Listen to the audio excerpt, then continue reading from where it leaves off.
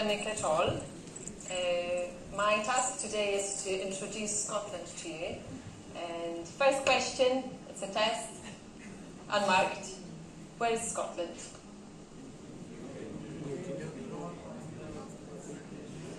Great. Yes, and can someone tell me what does UK consist of? What countries are there?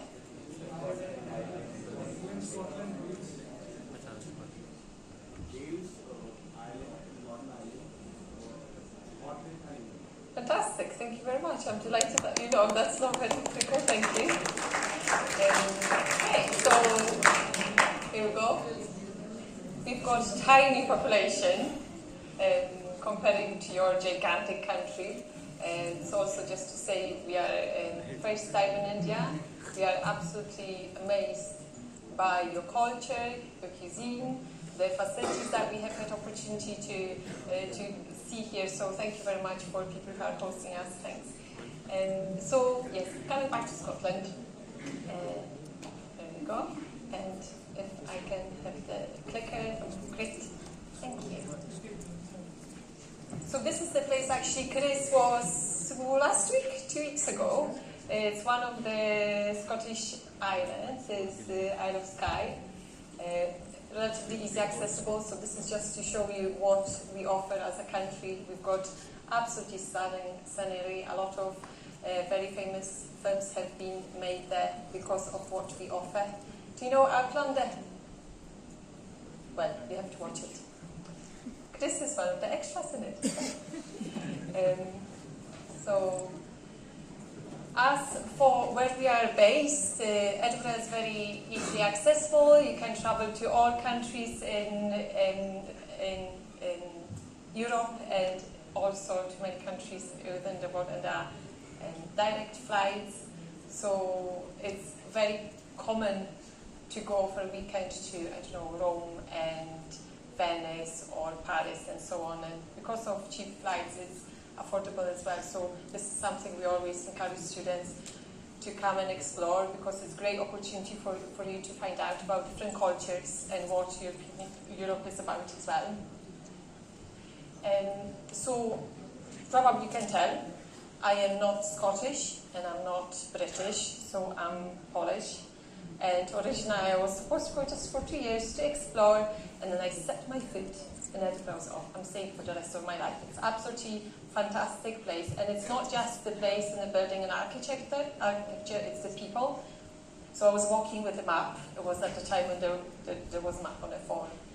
Almost every single person who went past was stopping, making sure I'm fine. They asked if I needed help. The bus driver would get off the bus and direct me where I had to go, and everyone patiently waited on the bus. So it's extremely safe place. It's very hospitable. So even if you do not want to go there to study, I highly, highly encourage it to come and visit, because it's a wonderful place to come. And that's one of the, again, fantastic images of Scotland. Edinburgh is our capital city. It's relatively small.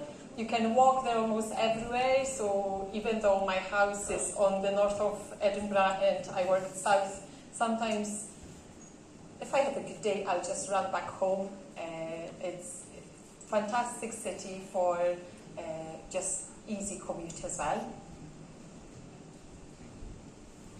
So I'm not going to talk all about it. You can read it, but so just to summarize, Edinburgh is the capital city of Scotland, so it's very vibrant. We have a lot of festivals throughout the year, and because of its status, we also have the government, parliament there, and media, and so on. There's a lot. The city has a lot to offer. For the climate, we are actually not too bad, because all the rain comes from west, drops in Glasgow, and then we just get kind of dry clouds. So average of the rainfall in Edinburgh is actually relatively low, and it's lower than average of the UK. For the temperature, during the winter is 7, and during the summer the average is 20. That happened once, the highest temperature. I think you experience it here on a regular basis. For us, it was one of, and what we call, if only there is sun and it's relatively warm, we say taps off. So everyone just takes their tops off and everyone is just walking with like just vests.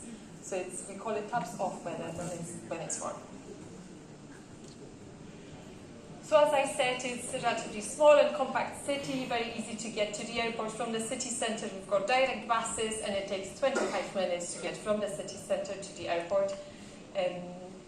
And easy connections to a lot of other cities. So public transport is free for everyone who's under 22. So if you come and visit us as a student, you are given a student card, and then with this card, within the Scotland, you can travel on a public bus for free. A lot of people take advantage of it, and they will go to Inverness, they will go to Aberdeen and Glasgow just for the day trips as well. So again, fantastic opportunity to explore and take advantage of being there, not just for the academic reasons, but to learn more about our culture. So I think you very kindly mentioned how highly ranked we are, so I'm not going to focus too much on it. What I'm going to say is that in all different rankings we ranked highly. Our employability, also as Chris mentioned, is again very high. Our students either all get a job and go into academia, or just decide to take maybe a year off or 2 years off and just do and travel, do what they want to do after, other than working. So if you do want to get a job, you'll get a job after universities. A lot of our students, when they do placement, they get offered during the placement, and employer is happy enough to then wait for them until they finish the studies because of how good they are and how highly ranked we are. And we are also associated with 20 Nobel Prize winners. I'll talk a little bit more about research shortly. And for the international, we have fantastic nationalities mix, and we also still trying to expand it and focus even more on that. So we've got also this kind of project on even increasing international diversification. So quickly, just about the university, we understand when I'm talking about college and school and what is this all about. So because the university consists of 3 colleges, and we are in College of Science and Engineering, the School of Engineering. And these are the 7 schools that are there. We all work closely with them. For many of our courses, the students from other schools will be taking our courses as well, and our students will be taking their courses. What is good about our school is that all our academics are part of a research center, so I'm going to talk about them shortly as well. The School of Engineering is one of the biggest in the University of Edinburgh, is the biggest in our college. So we are very proud of the numbers we have. We very rapidly expanded in the last 10 years, so from 60 academics we went to 170. As you'll see, we also have a lot of our PhD students, and we work very closely with industry as well. So we've got industry panel that we discuss our curricula with. Here we go. So in the most recent ranking, we were ranked 3rd in UK quality and breadth of the research, and this is in cooperation with Heriot-Watt University. We have 7 research institutes, and every academic in our school is part of an institute. So I'm not going to talk about each of them in detail. I don't want to bore you. You can have a look. I'll just skip a little bit. Here, what I want to show you is one of our fantastic facilities we have. Yeah. So we have a lot of fantastic facilities. For example, one of our EEE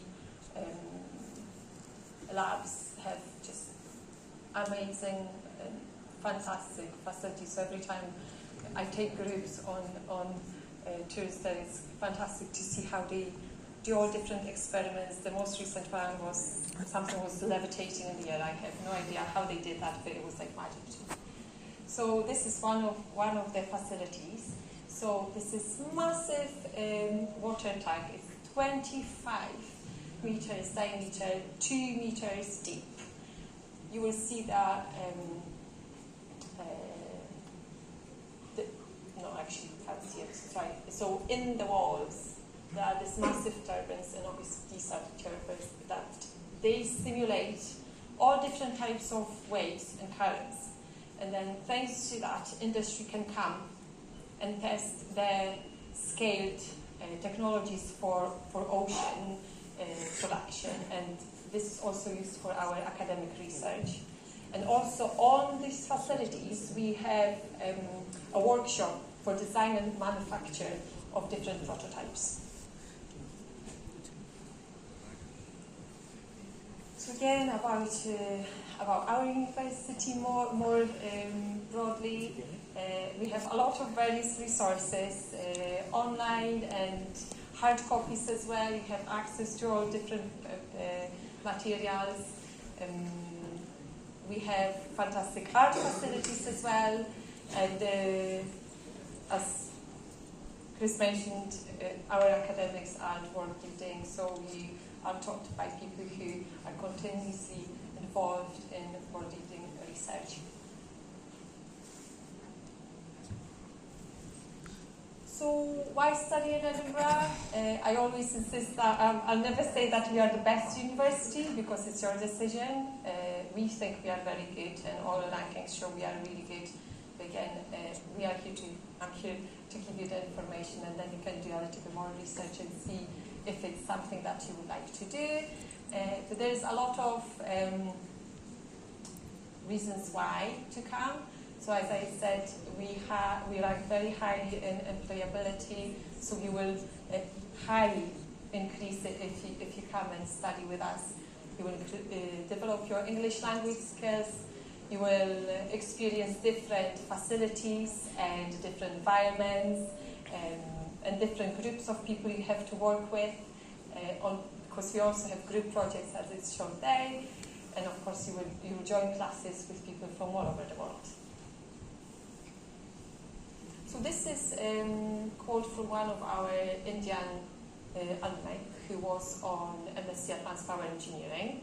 This is one of our 2-year MSc programs, but that's the only one that consists of last 2 years. And this is the choice of our MSc programs. So, am I understanding right that we have a few of the computer sciences? Yes. Okay. And what other disciplines of engineering we have got? Do we have any EEE, electrical electronics? So what disciplines do we have to?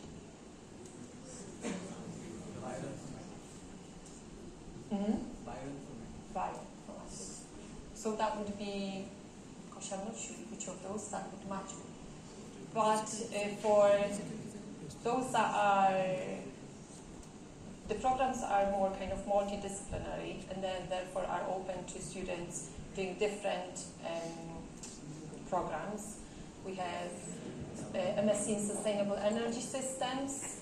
I suppose this is MSc Digital Design. It's a little bit multidisciplinary, but it's mainly mechanical. But you can see we cover each discipline within the engineering. So we can, if you wish to, you can apply through the form that is on our website. So it's a system that you have to provide your transcript, and the English language criteria also have to meet. You have to provide normally 2 references we ask for. What is not on this presentation is that for MSc students from our partner organizations or institutions, we also offer 3,500 scholarship, which is deducted from the fee. And there are also other scholarships. So we've got merit-based scholarship for PGT students, which is £5,000. So you can get either one or all. So there are also other, depending on which program you would be applying for. So for example, there's additional for fire engineering science, for example. So, and there's one for advanced chemical engineering. So it's always worth checking on our website what scholarships we have, and we always try to add. So this year we added new, but that was for home students. But there's also additional one for international students. Additionally, we've got scholarships for students who do MSc with us and continue into PhD. We have scholarship for one person per program as well. So if you are the best, we ask you to stay with us if you wish, and we'll pay for your tuition. So, as I say, we've got fully funded studentship. So yes, the advantage of it is that you maybe will continue what you have started, or the dissertation you have been working on, or at least you will know the supervisor that you have met during your PGT. So it's always good to explore that as an opportunity. Okay, here we go. So this should be 3.5. Just change that. Yeah, so also if you wish to work, you're allowed to work on your visa. We have certain opportunities available for our students as a student ambassador. So at the moment I'm working with one of the Indian students on the video that he's creating and so on. So also it's good to look on our university pages and have a look what our different students are saying about us. For student accommodation, it's kind of everywhere in the city, really. So again, if you wish to stay with us, go and explore what options there are that we cater from catered and just room potentially with shared bathrooms, so to meet all different types of budgets. There's a lot of support available there, so we have students who are on the campus, living in accommodation, that if you have any problems you can go and talk to them. So as I mentioned, we work a lot with our students on creating different content so we can get familiar with their perspective of what their experience has been. But we also have a platform called UniBuddy, so we can talk to our current students. You can filter by the program they do, you can filter by the nationality. So depending on what question you have, you can decide who to direct, and normally they get back to you within the same a day, because I think we need to remember about the time zone, and there's a little bit different there. So this is the UniBuddy that I mentioned. If you wish to talk to them, I highly recommend, because they will know the best. We can tell you from our point of view, but really the students know it all when it comes to the student experience. We have very developed student support. So before you arrive, so normally the year starts the second, third year, week of September. Normally in the third week of August, you will hear from student advisor. This is a person in professional services who's been assigned to look after you. So this is the person with whom you finalize your timetable, because some of the MSc programs have optionals to take. So they can help you with deciding maybe what will be the best. But also they are the best person to get in touch if you have any question, and then they'll either be able to answer the question and help you then and there, or they will tell you who to talk to in order to solve the issue. So we also have Institute for Academic Development. They do all different types of courses, from presentation skills and academic writing skills and dissertation writing skills and so on. So we also recommend just to take advantage of what they offer, because it's fantastic institute where you can really improve your skills. And the last one is English language support for international students. Is free, and depending on your level of English, either you will have in-person classes, or you will have online, and some kind of hybrid teaching. So there's all different forms of that available. We take student well-being seriously, so again, lists of different resources that we have, and again, we encourage you to talk to us. We won't be able to help you until you tell us, so this is all different services that if you join us, we'll obviously tell you more about and where to find them and so on. I'm not going to go right now about it. And this is the last slide. So if you have any questions, please take note of these. And thank you very much for your time. Have a lovely afternoon.